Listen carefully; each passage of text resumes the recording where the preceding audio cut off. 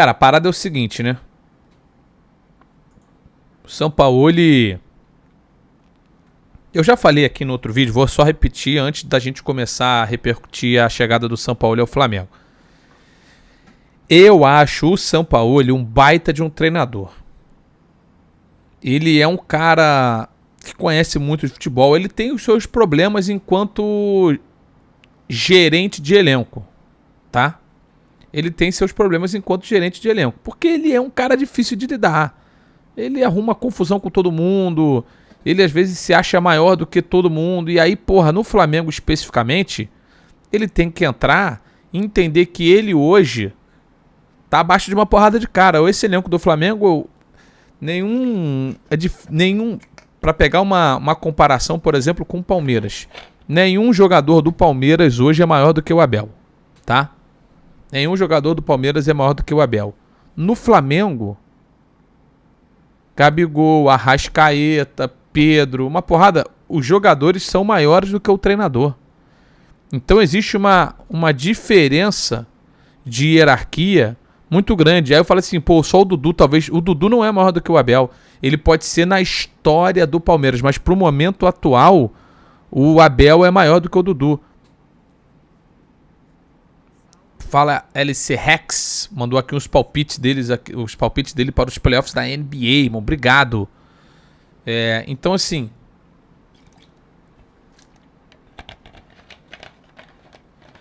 o que eu quero dizer é que o Abel, ele só comparando esses dois times hoje que estão na ponta do futebol brasileiro. Essa diferença é muito grande. Então, e o Abel ele teve que conquistar isso. Mas eu falo o seguinte, a primeira Libertadores do Abel foi sem o Dudu, por exemplo. Então ali já criou uma separação. O Dudu, ele continua sendo um puta de um jogador, um craque de bola, mas ele não é o cara mais determinante do time do Palmeiras hoje. No Flamengo, os determinantes são os jogadores, o Gabigol, Arrascaeta, o Pedro. Então todos esses caras são maiores do que o treinador. E do que todos os técnicos que passaram por lá desde a saída do Jorge Jesus, que foi quem alçou esses caras a esse patamar.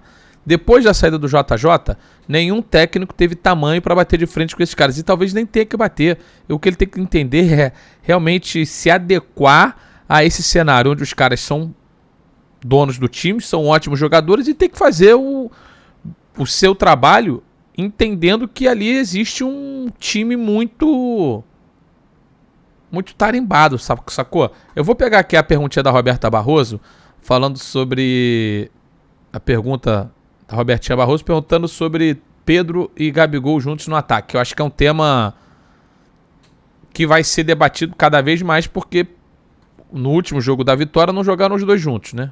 E o Gabigol tinha falado lá na reta final do VP que não queria, que deve ser um tema de novo, né? Mais uma vez. Gostaria que você falasse do seu primeiro diagnóstico, porque antes você falou para a Flá TV que primeiro ia fazer um diagnóstico da equipe. Então, esse teu primeiro diagnóstico e também uma pergunta que o torcedor quer saber se Pedro e Gabigol no Flamengo de Sampaoli podem jogar juntos. Obrigada. La segunda pregunta es también relacionada al diagnóstico. El diagnóstico, como no hay mucho tiempo, tiene que ser rápido y certero.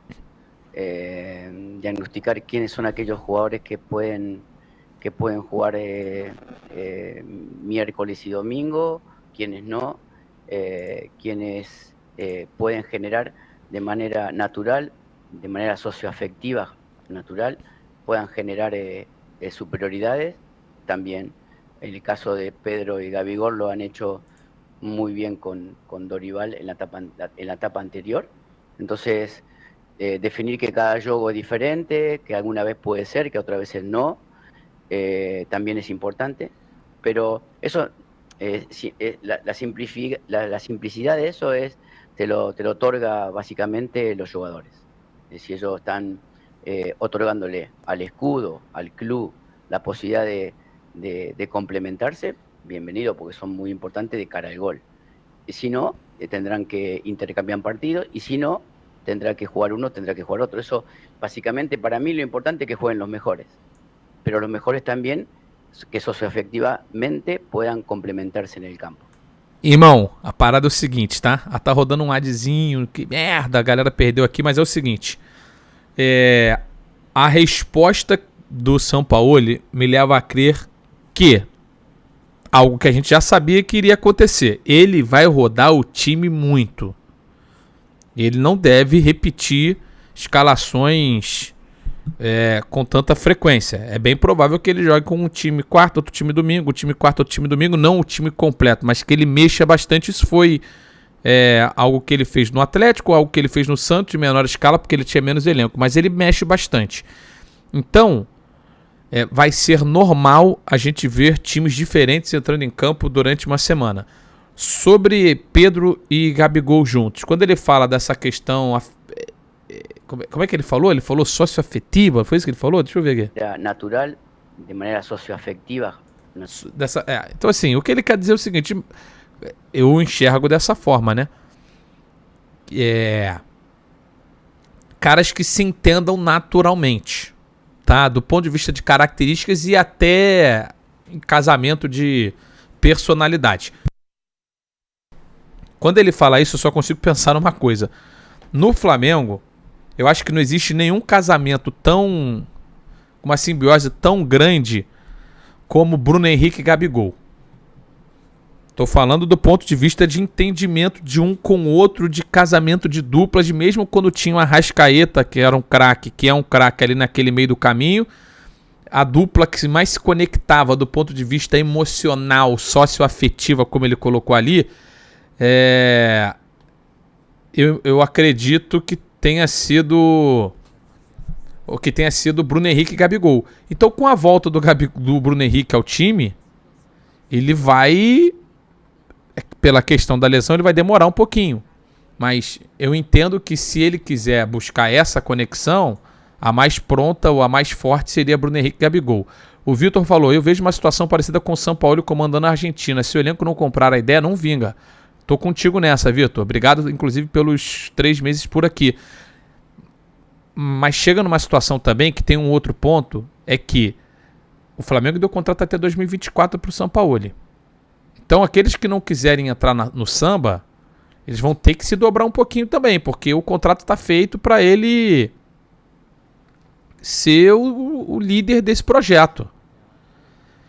Eu acho que vai dar certo, mas essa questão do pouco tempo de treinamento e o que o Sampaoli vai ter que entregar rapidamente é algo que pode bagunçar esse início de trabalho. Só uma coisa, o Sampaoli, eu não vi a entrevista inteira, mas li algumas declarações e ele vai fazer aquilo que eu acredito que seja do gosto do torcedor do Flamengo. Lógico que eu não posso falar aqui pelo torcedor do Flamengo. Mas ter a bola, ser protagonista e atacar maior parte do tempo é algo que qualquer torcedor gosta. E ele vai querer fazer isso na no Flamengo. Num jogo posicional, como ele já declarou, né?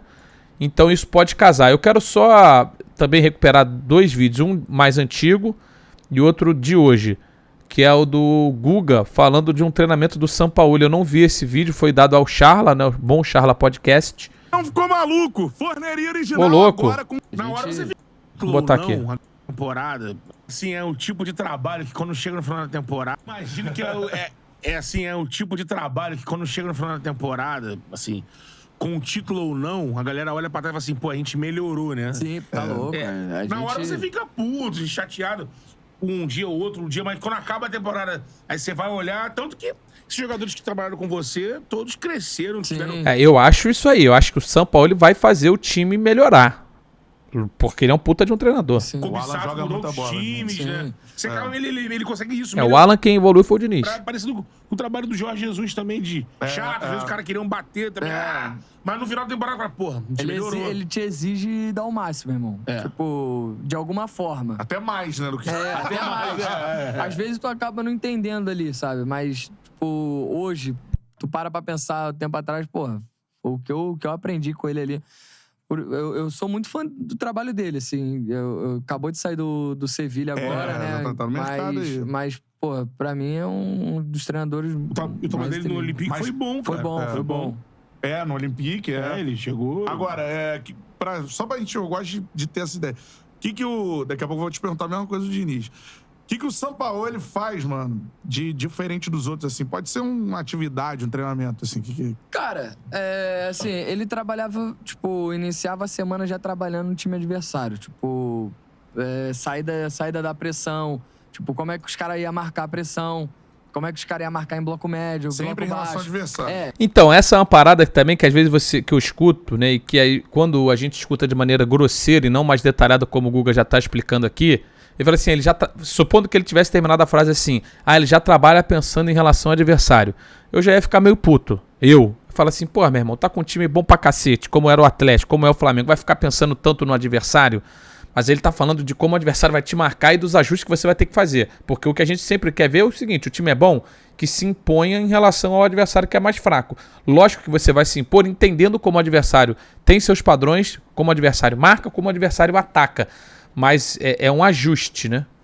Tipo, ele espelhava muito. Aí ele pegava muito a garotada da base, assim, tipo, sub-23, ele sub-20 pra fazer o time adversário. Então, tipo, isso ajudava muito. Porque a gente chegava no jogo, tipo, eles falavam, ó, eles vão marcar assim, eles dão espaço em tal lugar. A gente tem que explorar tal lugar pra, tipo, pra fazer o gol neles, a gente tem que fazer isso. Pô, a gente treinava a semana toda assim, mano. Treinava a semana toda assim, em alta intensidade. Chegava no jogo, mano, acontecia exatamente, pô. Então, tipo, a gente chegava no jogo... Sabe quando tu estuda pra prova? Tu chega na prova, cai exatamente... Estudadinho, né? Tu faz rindo a prova. Aí chegava no jogo, porra, o bagulho fluía assim, entendeu? Claro, tipo... Não é todo jogo que tu consegue dar teu melhor ali, tipo, que tu sai bem.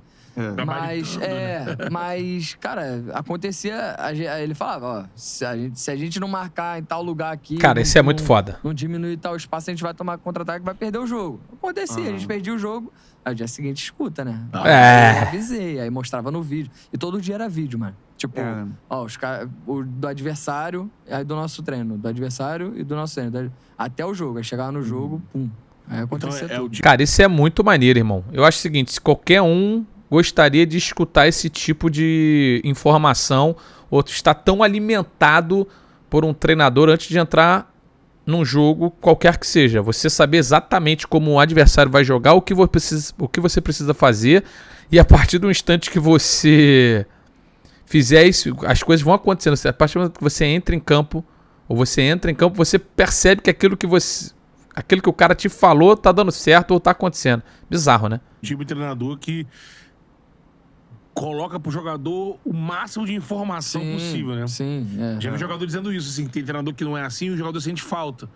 Não me informa, não me dá tanta munição, sabe? Sim, Já o caso do São Paulo, ele deu pra perceber que ele é cara muito. Não vai ser por falta de informação. Não, é muito legal as atividades que a gente, como a gente fica fora de treino hoje, a gente pode saber dessa parada de botar a molecada... Espelhar, né? Espelhar taticamente como o time sai, né? Porque, assim, na época do São Paulo era um jogo muito posicional. Então, tipo, tu não precisava sair muito da tua posição. E vai acontecer de novo. E tu sabia exatamente o que tu tinha que fazer pra, tipo... Pô, eu mesmo, na metade, sei lá, do turno lá, do campeonato, pô, eu sabia que o Keno ia estar lá aberto, tipo... A gente atraía, que dava 2, 3 passes. A bola voltava em o terceiro zagueiro, eu já dominava, já dava diagonal lá nele. Porque eu sabia que ele ia estar lá sozinho. Então, tipo, às vezes eu nem olhava, mano. Sabe? Porque era um jogo, como era um jogo muito posicional, tu sabia exatamente onde cada um tava. Cada um ia o movimento que ia fazer. Então isso acabava, tipo, facilitando o nosso jogo. Pô, então muito legal. Ajudava muito.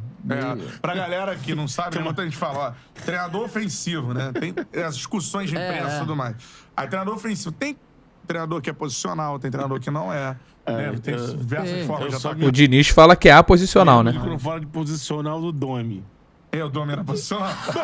Só que tinha uma galera que ia analisar e ia falar assim, não, complicado o Domi hoje, não vai dar porque joga posicional. Meu irmão, vários outros jogam posicional. Vários outros. O cara falava assim, ele olhava pra aquela formação, que no caso do Domi, não era uma formação. Ele não conseguiu, naquele momento, passar as ideias dele. E aí, se apegavam... Aí eu tenho que falar assim, o que é posicional? Não, é em cima do que o Diniz coloca, né? Que se ele fala, se tem alguma coisa de falar do meu jogo, ele é posicional. Porque o cara não guarda essa posição, como é o caso do jogo posicional, que você fica parado, grosseiramente dizendo, né? Você fica parado em uma região do campo, em uma posição, esperando a bola chegar até você. O time vai fazer com que essa bola transite no meio de campo até chegar por exemplo, no ponta direita, né? Como ele falou aqui no ponta esquerda no Keno. O Keno fica o tempo inteiro espetado ali na ponta, a bola vai rodando até que chegue ao jogador na posição que está pré-estabelecida para ele ficar. No caso do Fluminense, não tem muito disso. Todos ali se movimentam de maneira mais fluida, com menos obrigações em relação à posição no campo de ter que ficar. O posicional. Posicional no Brasil não dá. Não dá. E o São Paulo ele fez 2 trabalhos que quase bateu o campeão e todo mundo elogiava. Trabalho posicional. E, tipo assim, tu pega os elencos do São Paulo, tipo, não eram os elencos que, por exemplo, 2021 que a gente tinha. Era um elenco um pouco mais limitado. Sim. Em 2021 a gente acabou criando um grupo mais forte, né? Um elenco forte. A gente tinha um time forte, com algum, tipo, no banco ali tinha uma galera boa, só que ainda era... Não, o time era bom, né? Muito jovem, assim, tinha o Dylan, né? Tinha o próprio Savinho, tinha acabado de subir. Então, assim, em 2021 a gente reforçou muito. 21 que chega Hulk, Nath. Chega todo mundo. Aí a gente, como já tinha uma base de jogo do Sampaoli, a gente continuou, tipo, mais ou menos aquela base, o entrosamento, e chegaram jogadores, tipo, de altíssima qualidade que acabou, dando certo, né? O importante era aquela parte do Sampaoli que eu queria escutar, né? E assim, eu tenho poucas dúvidas, tá? De que o Sampaoli vai fazer o time do Flamengo jogar. Se isso vai levar o Flamengo aos títulos, é difícil falar, porque não depende só dele. E como até alguns colocaram no chat, se ele é tão bom assim, por que ele tem poucos títulos? Irmão, eu acho que pouca ou nenhuma vez ele esteve no comando de um elenco que era tão mais forte do que os outros, como no caso agora do Flamengo. Essa vai ser a vez, talvez na carreira dele toda, que ele pegue um time em que realmente o time é destacadamente melhor do que os outros. Aí o Rafael mandou aqui no chat, a Argentina não era melhor do que a França, por exemplo. A Argentina caiu pra França na Copa do Mundo. Foi uma bagunça a Argentina, tá? Foi uma bagunça. Eu não tô aqui nem em um momento querendo passar pano pra ele, porque foi bizarro o que ele fez na Argentina. Bizarro. Mas... bizarro especialmente do ponto de vista de comando de grupo. Mas a Argentina não era o melhor time, não era o melhor elenco. Agora o Flamengo, pra mim, tem o melhor elenco. Se ele vai conseguir traduzir essa distância que ele tem pros outros elencos em futebol, títulos e domínio, eu não sei dizer. Eu acho que eu acho que não é tão fácil assim, como podem imaginar.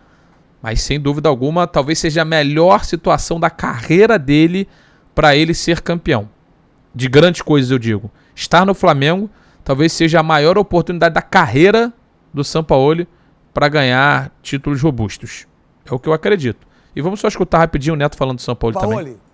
Foi mandado embora do Sevilha, antes do Olympique de Marseille. Não ganhou nada. É um treinador medíocre. Uma pessoa que fez um mal danado para as pessoas lá no Santos. Não deixava o Arthur ficar na mesma, dentro do vestiário. O Arthur. Quando voltou a jogar com o Atlético, eu lembro o problema que teve, que quase deu briga. Foi do assistente, eu acho, né? O Chulapa falou, se encontrasse ele, ia dar uma cabeçada na cara dele. O Serginho Chulapa falou aquilo no terceiro tempo, não me lembro. O que esse cara fez, e ele ganhou um campeonato mineiro. A minha mãe ganha de treinadora. E vocês pagam um pau pra ele.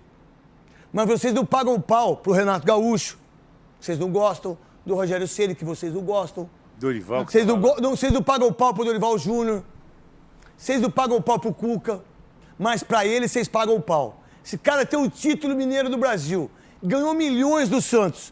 Milhões do Atlético. Milhões de euros do Olympique de Marseille. Milhões do Sevilha. Foi mandado embora direto. Aí, a solução pro Flamengo é o Sampaoli. Vocês vão ver o que esse cara vai fazer. Eu penso assim, Veloso... rapidinho, porque a gente tem que ir pro break? Tá bom, então eu vou dar minha opinião. Assim, eu acho que o que o Neto tá dizendo, ele tá aqui trazendo fatos e uma informação sobre a questão do Arthur e do Santos, do relacionamento que ele deixou lá. Tudo isso, assim, em relação à informação, tá tudo certo. Não tô aqui para contestar a informação que ele tá trazendo ali no programa. Só falo em relação aos títulos. Em nenhuma das situações, repito aqui, o Sampaoli era o... não ganha nada no Olympique de Marseille, a realidade do Olympique de Marseille é não sei quantos anos, não ganha nada. Ninguém vai ganhar nada enquanto tiver o Paris Saint-Germain lá com essa distância em relação aos demais. Ou vai ser um aborto da natureza quando acontecer, como foi com o Lille, por exemplo. Não ganhar nada no Sevilha, normal, o Sevilha não ganha porra nenhuma, vai ganhar uma Europa League, até tá brigando pela Europa League de novo, né? Nessa temporada. Não foi bom o trabalho dele no Sevilha, tá? Não foi bom. Mas, e aí no Santos, a mesma coisa. O Santos não era obrigado a ganhar nada. O Santos estava nem perto de ganhar nada. O Santos, depois do São Paulo sair, quase foi rebaixado 2 vezes no Campeonato Paulista e quase rebaixado no Brasileiro. Então, porra, eu acho que tem essas circunstâncias também que tem que ser avaliadas. Obrigado, Acrianinho. Tamo junto. Mais 1 minuto, 20 segundos cada um. Então a aposta é alta. A aposta é alta porque o São Não Paulo... vem menos de 2 milhões. O São Paulo é um treinador caro, com multa alta e um treinador que costuma fazer da sua cabeça. Então, ou seja, acho que acaba com as regalias do Flamengo, que é o que tem dificultado a vida dos treinadores lá. Então, ou a diretoria apoia o São Paulo nesse projeto, ou aí a coisa vai bagunçar de vez. Show! Galera, lembra aqui, né, que depois dele ter saído ainda foi o Santos ali final da Libertadores também. É verdade. Isso é verdade. Em relação a um trabalho fantástico do Cuca ali, né? O Cuca é um puta de um treinador, irmão. Ele vai precisar de algo que no Flamengo não tem, tempo para trabalhar. Mas culpa da diretoria. Marcos Braz. Seu Marco Braz. Maravilha. Eu acho que ele é muito trovão e pouca chuva. Se ele tiver, os caras falam assim, eu preciso de um treinador. Aonde está o São Paulo ali? Olha, não sei. Parece que ele tá lá no Nordeste, aí ele aparece no outro dia. Isso. Surge do além. Tá em Cubatão, aparece. Aparece. Tá em Marília. Aparece. Santa Cruz do Rio Pardo. Aparece. Na E ele Amparo. vem com a comitiva. Em Pedreira com o Tácito. Aparece. Agora eu vou te falar, o Maravilha, eu gostei da fala dele aqui. Vai, de novo. Trovão e pouca chuva. Se ele... Diretoria, Marcos Braz. Seu Marco Braz. Maravilha. Eu acho que ele é muito trovão e pouca chuva. Se ele tiver... Ponto. Direto. Tá bom, tá certo. Eu acho que assim, tem tudo... A verdade é que pode dar muito errado porque ele é chato, ele é embaçado, mas eu acho que taticamente ele vai fazer o Flamengo crescer e caralho. Natural. Crescer e crescer rápido. Não sei porque que ficou escuro ali. Acho que ele vai fazer crescer e crescer rápido.